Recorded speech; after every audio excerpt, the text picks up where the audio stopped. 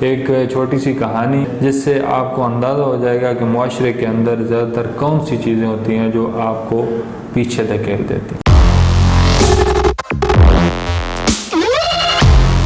یہ ساون کا مہینہ تھا اور ساون کے مہینے میں آپ کو پتہ ہے کہ بادل برستے ہیں، گنگور گھٹائیں چھاتی ہیں اور چھم چھم برستی ہیں۔ ایسا ہی موسم تھا، بارش برس رہی تھی، زمین جو ہے وہ پانی سے سیراب ہو چکی تھی اور اس زمین کے اندر سے چھپے ہوئے کچھ مینڈک جو ہے وہ باہر نکل کے آئے ہوئے اور اس موسم کا مزہ لیتے ہوئے ٹرٹرا رہے تھے کہ اچانک ان کے ذہن میں خیال آیا کہ کیوں نہ آج ایک مقابلہ کیا جائے اور یہاں پہ ایک دوڑ لگائی جائے۔ تو اس دوڑ کے لیے 7 مینڈک اکٹھے ہو گئے اور مقابلے کا آغاز ہونے ہی والا تھا کہ ارد گرد تماشائیوں کا ایک بڑا ہجوم اکٹھا ہو گیا۔ انہوں نے سامنے ایک ٹاور کو اپنی منزل قرار دیا اور کہا کہ جو سب سے پہلے وہاں پہنچے گا وہی انعام کا مستحق ہوگا۔ اب مقابلہ شروع ہو گیا، دوڑ شروع ہو گئی۔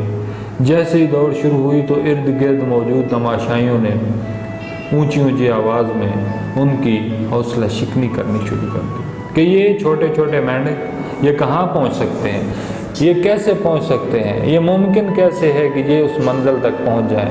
تو ایک مینڈک تھک گیا، دوسرا تھک گیا، تیسرا تھک گیا، کرتے کرتے 6 مینڈک جو ہیں وہ رستے میں رک گئے، تھک گئے اور اس مقابلے سے باہر ہو گئے۔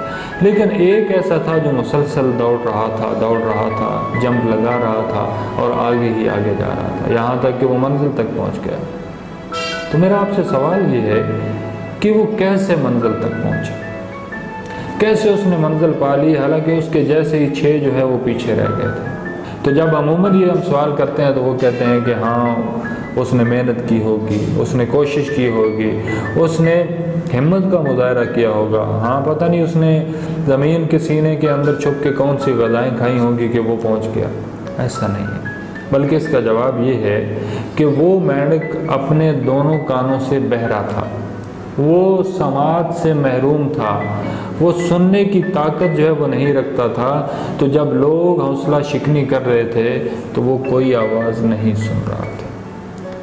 تو عزیزو، معاشرے کے اندر ایسے بہت سے لوگ ہوں گے جو قدم قدم پہ آپ کی حوصلہ شکنی کریں گے، قدم قدم پہ آپ کو روکیں گے، ٹوکیں گے کہ یہ جو چیز ہے آپ نہ کریں، یہ ایسا ہے، یہ ویسا ہے۔ لیکن اگر آپ کی منزل واضح ہے، آپ کا یقین مستحکم ہے، آپ کی لگن سچی ہے، تو آپ یقیناً کامیاب ہو جائیں گے۔ لوگ باتیں کر رہے ہیں، انہیں سنیں اور دوسرے کان سے نکال دیں، اپنی حوصلہ شکنی نہ ہونے دیں اور اپنے حوصلے بلند رکھیں اور کوشش جاری رکھیں، آپ کامیاب ہو جائیں گے۔ محنت اور لگن اور خلوص سے اپنا کام جاری رکھیے گا۔